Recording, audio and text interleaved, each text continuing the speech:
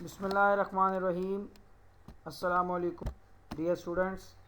Hope so you all are fine and enjoying a good health. Dear students, 7th class social studies, and the topic which we are going today is your review lecture of chapter number 11. Let's see. Chapter number 11 was natural disaster, قدرتی آفات.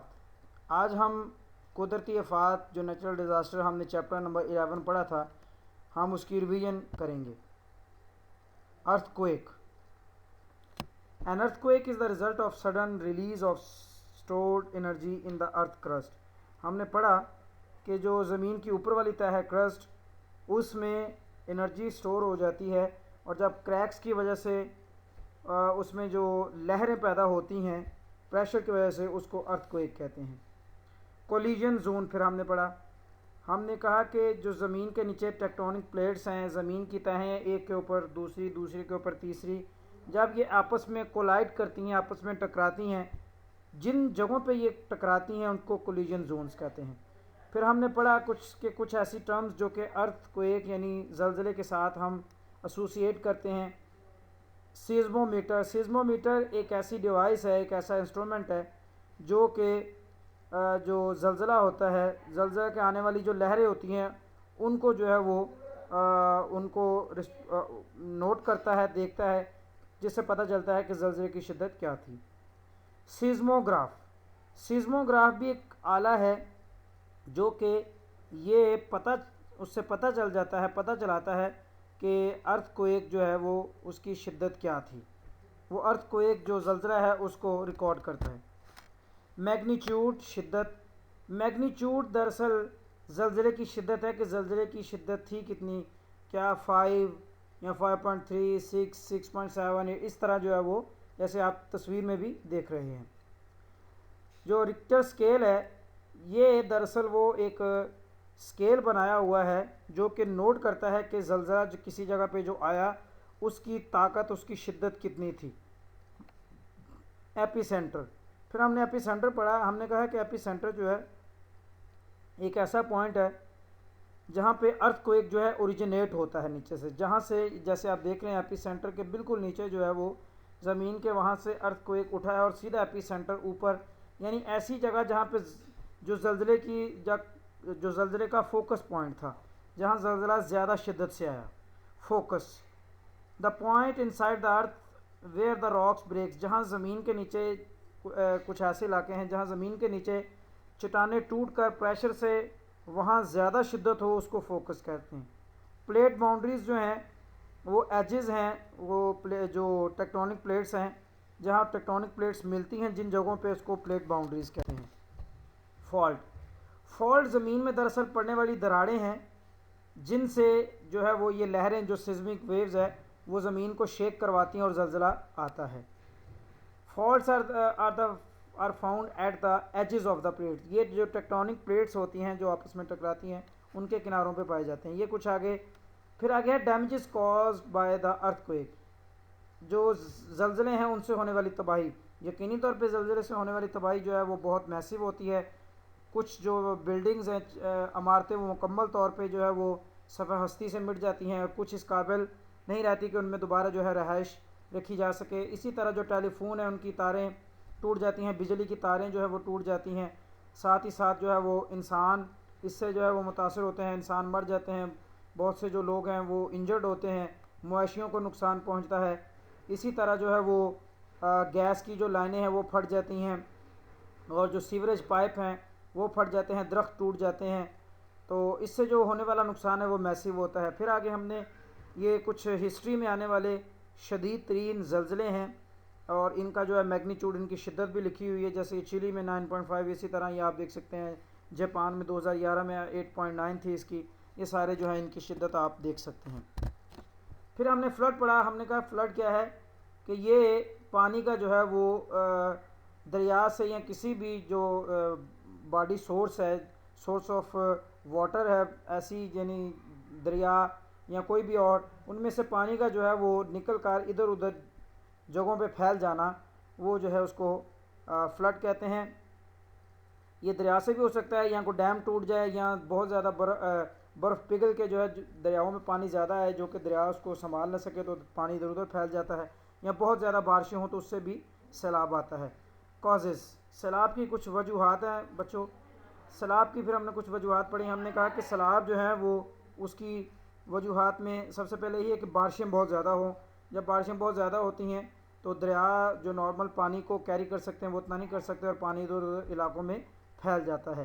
اسی طرح پھر ہم نے کہا کہ جو دریا ہیں ان کے پندوں میں بہت زیادہ ریت جم جائے تو اس سے بھی پانی کو سٹور کرنے کی جو دریاؤں کی کیپیسٹی ہے وہ کم ہو جائے گی، یا جو دریا کے پاس علاقے ہیں وہاں رہائش رکھی جائے جس سے پانی ادھر ادھر پھیل جائے، یا یہ کہ جو کم درخت ہیں، جنگلات کی کمی کی وجہ سے جو ہے وہ پانی پہاڑوں سے بہت تیزی سے نیچے آتا ہے اور دریاؤں میں پانی بہت اگر انہی جو ہے پہاڑوں پر بہت زیادہ جنگلات ہوں گے تو پانی کو زمین تک یعنی دریاؤں تک آنے میں جو ہے وہ تھوڑی دشواری ہوگی، اس طرح پانی کا بہاؤ کم ہو جائے گا۔ اچھا، یہ کچھ وجوہات ہے۔ پھر آگے ڈیمیجز کازڈ بائی فلڈز، کچھ فلڈز کے جو ہیں وہ نقصانات ہیں، جو ڈیمیج وہ نقصان کرتا ہے، ظاہر ہے ان سے انسانی زندگی متاثر ہوتی ہے، انسان مرتے ہیں، ٹھیک ہے۔ ڈیمیج ٹو پراپرٹیز، لوگوں کی جو ہے وہ ان کی جائیدادوں کو نقصان پہنچتا ہے، ظاہر ہے ان کے مویشی، ان کے گھر۔ اسی طرح فصلیں، کھڑی فصلیں تباہ ہو جاتی ہیں، مویشیوں کو نقصان پہنچتا ہے اور صحت کی صورتحال خراب ہو جاتی ہے پانی کی وجہ سے پیدا ہونے والی بیماریوں کی وجہ سے، متعدی امراض جو پیدا جیسے ہیضہ وغیرہ۔ اچھا، اس سے کیسے نمٹا جائے؟ حکومت کی یہ ذمہ داریاں ہیں کہ وہ ایسے علاقے جہاں سیلاب آتے ہیں ان کی نشاندہی کرے، سیلاب کو مانیٹر کرنے والا ایک پراپر وارننگ سسٹم رکھے، ایسے علاقوں پہ ایسے جگہوں پہ لوگوں کو عمارات یا جو ہے رہائش نہ رکھنی دی جائے جہاں کے زیادہ سیلاب آنے کے چانسز ہیں۔ اسی طرح جو ہے وہ حکومت کو جو ہے وہ سیلاب کی صورت میں ان کا جو ریسکیو آپریشن ہے وہ اچھا ہو، اس میں بوٹس وغیرہ شامل ہیں، ساتھ ہی اس میں جو ہے میڈیکل ٹیم اور جو لائف جیکٹس ہیں وہ شامل ہیں، اور اسی طرح جو انڈیویجولز ہیں اور ریسکیو ورکرز ہیں ان کی پراپر ٹریننگ ہو، ان کی بھی کچھ ذمہ داریاں ہیں۔ ایک انڈیویجول بھی جو ہے وہ کسی متاثر کو جو ہے سیلاب زدگان کو رہائش یا دوسری جو سہولیات دینے میں اپنا کردار ادا کر سکتے۔ پھر ہم نے والکینو پڑھا، آتش فشاں۔ آتش فشاں دراصل جو ہے وہ زمین کی تہیں ہیں، کچھ کرسٹ، مینٹل اور کور، 3 تہیں ہیں۔ کرسٹ میں ساری چٹانیں ہیں، مینٹل میں کچھ جو چٹانیں ہیں وہ پگھلی ہوئی شکل میں اور کچھ ٹھوس شکل میں ہے، اور کور میں ساری چٹانیں جو ہیں وہ پگھلی ہوئی شکل میں، چونکہ وہاں ٹمپریچر بہت زیادہ ہے۔ جب زمین میں کرسٹ میں کریک پڑ جائے اور اس سے جو آتش فشانی کا جو میگما مینٹل میں جو دوسری تہ ہے اس میں جو چٹانیں پگھلی ہوئی شکل میں ہیں وہ پریشر کی وجہ سے کرسٹ سے اوپر آ کر زمین کی سرفیس پہ پھیل جائیں تو اس کو جو ہے وہ والکینک ایکٹیویٹی یا آتش فشاں کہتے ہیں۔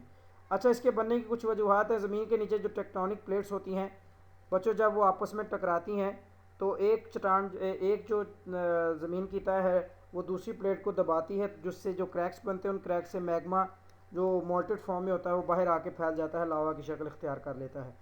ایک وجہ اس کی یہ بھی ہے کہ پلیٹس جب ٹیکٹونک پلیٹس آپس میں دور ہو جائیں تو اس سے بھی کریکس پڑتے ہیں جس سے میگما باہر آ جاتا ہے، یا یہ کہ زمین کے نیچے کچھ ویک پوائنٹس بن جاتے ہیں، ویک سپاٹس بن جاتے ہیں، جیولوجسٹ کہتے ہیں، اور وہ یہاں تک کہ وہ مینٹل تک جو ہے وہ اس سے کریکس، وہ ویک سپاٹ سے کریک بنتے ہیں اور وہ کریک مینٹل تک چلے جاتے ہیں اور مینٹل سے پھر میگما جو ہے وہ باہر آ کے پھیل جاتا ہے۔ یہاں یہ کہ کرسٹ جو ہے زمین کے اوپر والی تہ ہے وہ اسٹریچ کرے یا تھن کرے، اس سے بھی ویک سپاٹس پیدا ہوتے ہیں اور کریکس، جس سے جو ہے وہ والکینو جو میگما ہے وہ باہر آ کے پھیل جاتا ہے۔ جب میگما باہر آ کے پھیلتا ہے تو اس کو لاوا کہتے ہیں، اور وہ کئی دنوں تک جو ہے وہ کئی میل تک سفر کرتا ہے اور کئی دن تک جو ہے وہ خشک نہیں ہوتا ہے، بعد میں چٹانی شکل بھی اختیار کر لیتا ہے۔ 3 قسم کے جو والکینوز ہوتے ہیں اس میں جی ایکٹیو والکینو وہ ہوتا ہے جو کم از کم پچھلے 10,000 سال میں ایک دفعہ ضرور جو ہے وہ اس میں آتش فشانی کا عمل ہوا ہو۔ اسی طرح ڈورمنٹ والکینو وہ ہے کہ جس میں پچھلے 10,000 سال میں جو ہے وہ والکینک ایکٹیویٹی نہ ہوئی ہو لیکن چانسز ہوں۔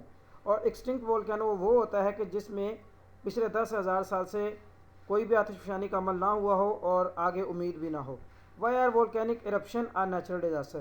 اچھا، ہم کیوں کہتے ہیں کہ یہ جو آتش فشانی کا عمل ہے یہ ایک جو ہے وہ تباہی ہے؟ یقینی طور پہ یہ تباہی ہے، چونکہ جب لاوا میگما باہر آ کے لاوا کی شکل میں زمین پر پھیلتا ہے تو رستے میں آنے والی ہر چیز کو تباہ و برباد کر دیتا ہے۔ زمین جو ہے فصلیں کاشت کرنے کے قابل نہیں آتی، درختوں کو نقصان، مویشیوں کو اس سے اڑنے والا جو ڈسٹ ہوتا ہے وہ لوگوں کے سانس کی پرابلمز، اور ایسے لگتا ہے جیسے گندے انڈوں کی سمیل ہے، اور یقینی طور پہ جو ہے وہ نقصان کا باعث ہوتا ہے۔ پھر آگے ہم نے سونامی پڑھا۔ سونامی ہم نے کہا کہ سونامی جیپنیز ورڈ ہے جس کا مطلب ہوتا ہے ہاربر ویوز، یعنی جو ساحل سمندر پہ جو لہریں پیدا ہوتی ہیں۔ زمین کے سمندر کی تہہ میں بھی نیچے جو ہے وہ ٹیکٹونک ایکٹیویٹی ہوتی ہے، ٹیکٹونک پلیٹس آپس میں موو کرتی ہیں، جس سے سمندر میں جب زلزلہ آتا ہے تو اس سے چٹانیں، اس سے جو لہریں ہیں وہ کئی جو ہے وہ میل تک اوپر اٹھتی ہیں، کئی فٹ تک اوپر اٹھتی ہیں، تو ان سے جو ہے وہ جو ساحلی علاقے ان کو زبردست نقصان پہنچتا ہے۔ ایسی ایک کیس سٹڈی جو ہے وہ 2011 میں جاپان میں زلزلہ ہے، اس کی شدت تقریباً رکٹر اسکیل پہ 9 تھی، وہ سمندر میں آیا اور جس سے لہریں 133 فٹ تک اونچی لہریں پیدا ہوئیں، اور انہوں نے پاس ہی جو تھوکو ایک ان کا پاس کا ساحلی علاقہ تھا اس کو نقصان پہنچایا، 16,000 بندے مر گئے، اور تقریباً کتنے ہی زیادہ جو لوگ ہیں وہ ان کو تقریباً 24,000 کے قریب جو ہیں وہ زخمی ہوئے، مویشیوں کو نقصان پہنچا، ٹیلی فون کی تاریں ٹوٹ گئیں، سڑکیں، ٹرانسپورٹ کا نظام بری طرح متاثر ہوا، گیس کے پائپ پھٹ گئے، سیوریج کے پائپ پھٹ گئے، اور حتیٰ کہ لوگوں کی جو زندگی ہے وہ بالکل ہی مفلوج ہو کے رہ گئی۔ اس دن یہ نیچرل، اس کو ٹریجڈی کہا گیا، پوری دنیا نے جاپان کی مدد کی اور اپنا جو ہے وہ کردار ادا کیا۔ اچھا، یہ جی آج کا آپ کا جو ریویژن لیکچر تھا جی پورے چیپٹر کا، یہ آپ نے ورک شیٹ نمبر 2 ہے، یہ آپ اس کو دیکھیں گے، اگر آپ نے ظاہر ہے اس کو پڑھا ہوا ہے تو اچھے سے آپ اس کو کر سکیں گے۔ آپ نے اس کو گھر میں تیار کرنا ہے کاپی پہ، یہ آپ کو ہیلپ کرے گی چیپٹر کو مزید اچھے سمجھنے میں۔ یہ سارے کوشچن ہیں، اس کو آپ نے اچھے سے، میں نے سلیکٹیو اس میں سے نکالے ہیں جو آپ کے لیے ریلیونٹ تھے، آپ اس کو اچھے سے تیار کر لیں۔ آپ کا کوئی سوال، امید ہے کہ آج کا لیکچر آپ کو اچھے سے سمجھ لگے ہے۔ آپ کا کوئی سوال ہے تو کمنٹ باکس میں ضرور اس کو شیئر کیجیے گا تاکہ بہتری لائی جا سکے۔ اگلے لیکچر کے لیے مجھے اجازت دیجیے۔ اللہ حافظ و ناصر ہو۔